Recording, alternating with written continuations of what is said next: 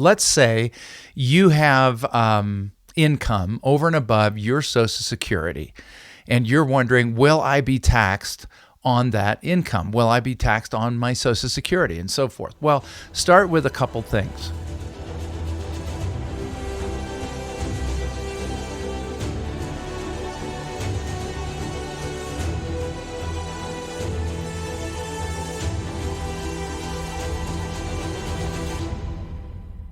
Hey folks, this is Colin Richards, president and founder of Lord & Richards, and I am excited to be talking to you today here on the Lord & Richards Show.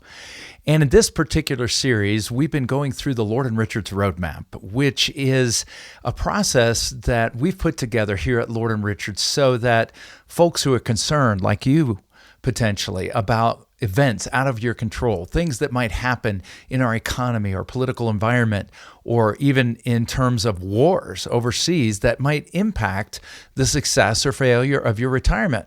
And so what we do is we put together a comprehensive plan, a written plan to make sure you can retire without worry. And we address every one of the key areas of retirement, or what we like to call financial independence. That is, being able to do what you love with the people that you love, do the things where you want to do them, and not have to work to pay for it. So in a Lord & Richards Roadmap, you're going to discover you need a written risk management plan as well as growth. You need a written income plan. You need a written healthcare plan. And today we're going to talk about why you need a written tax reduction plan. Now, I know I'm not going to have to twist your arm or try to convince you that that's important. Everyone that I talk to that is preparing for financial independence in retirement or is already there and wants to maintain it is concerned about the government taking too much out of our income. And that's a problem, right?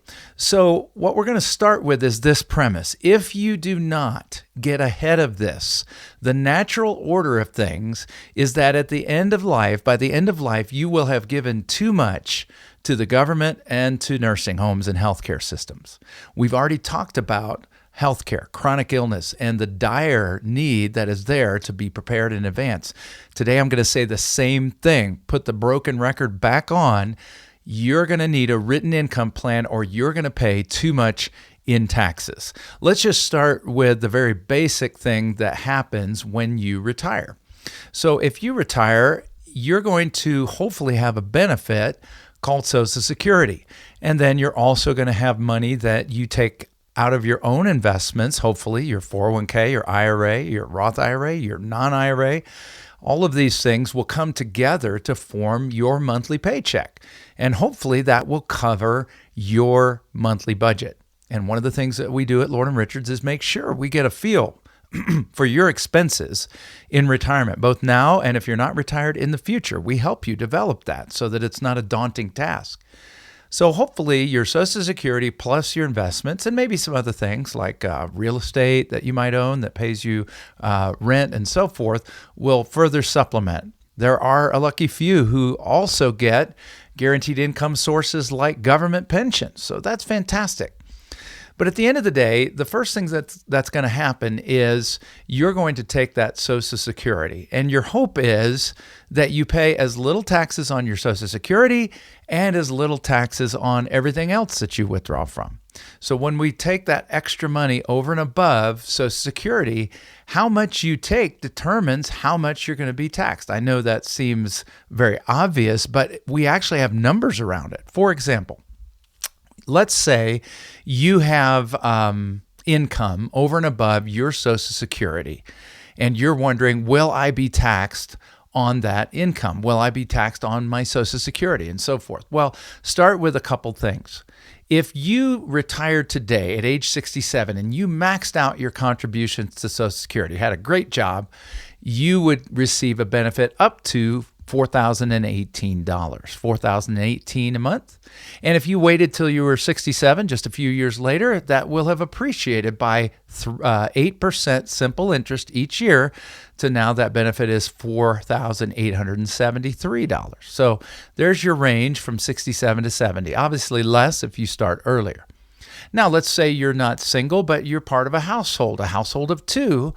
Well, then we can double those numbers. Let's just take the age 67 numbers because that's a pretty common target that people have. Now you're living on $8,036 a month. Actually sounds pretty good. The household income of 2. Now, don't forget, if one of you predeceases the other, you're going to lose one of those checks. So we need to be building here at Lord & Richards together with you a plan to replace that income in the future if you predecease or your spouse predeceases you. But anyway, that's about $96,432 a year. That's a pretty good income, pretty good healthy income. But today, there are places you can live. You know, Lord & Richards is helping clients all over the country, and there are some places that are pretty expensive, starting right here in Denver, where I'm recording, into Dallas and other places where the cost of living is just going up, up, up, and $96,000 doesn't cover what it used to. But let's say that you want to take an extra $25,000 of income withdrawals out of your portfolio. Now you've got about $112,000 of income, and you won't pay a dime of taxes. You say, wait a minute, Colin, wait a minute, what are you talking about? Well, because there is no tax on income up to $25,000 over your Social Security. And what's interesting is your Social Security will not be taxed either.